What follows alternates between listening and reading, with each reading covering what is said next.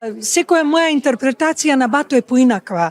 Таја беше, сега ќе ти кажам, во што се разликува таа интерпретација, бидејќи можеби емотивно, токму тој ден, ден предходно,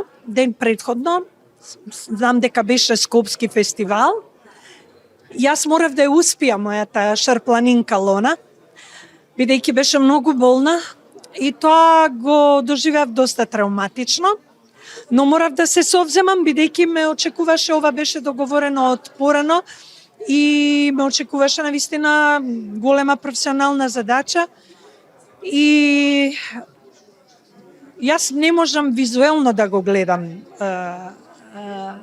тој настап бидејќи се на моето лице ме потсетува на траумата која што ја доживеав ден претходно.